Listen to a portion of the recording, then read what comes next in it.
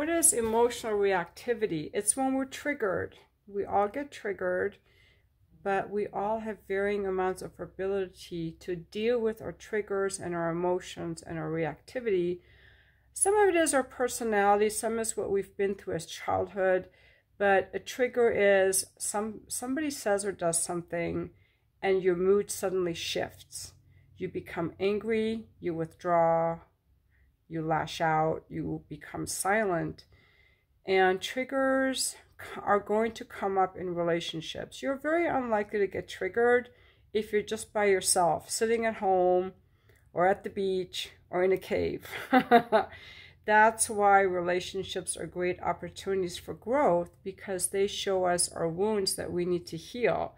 Because you think that this person pissed you off, but they activate a wound that's inside of you, unless someone is like really violating a boundary. But I don't consider getting angry at someone violating my boundary as a trigger. That's just a proper response. So let me give you an example. Say I come home and there's a car parked in my parking spot. I might feel a little annoyed that I have to go find another spot or deal with that. That would make sense, but to get pissed off and start yelling and ranting is being triggered. Or say you feel like your partner is ignoring you and you shut down and freeze and pout. That's a trigger. It doesn't have to be lashing out. Withdrawing and freezing and avoiding is also reactivity. So you're triggered when they shut down. So you withdraw, you freeze, you don't want to talk about it. Everything is fine, I'm not going to talk about it. That's also reactive. So is lashing out and yelling. So you know you're triggered when your response is out of proportion to the event. And what's interesting is that different people get triggered by different things. So we all have different wounds. Now, it's really, really important that we have good techniques for dealing with our reactivity and our triggers, because we all have them. And to the extent that they're big, they can cause a lot of havoc in our lives and in our relationships. Because my day could be, it used to be that my day was going along just fine. Or and then some guy didn't text me back and I was so disappointed. And then when he texted me, I felt so happy. And that's being reactive. That is me having no control at all over my emotions. Now, women are more emotional than men, but that doesn't give us a license to be bitches. So therefore, it's, we do expect women to have more moods, but that is not reactivity.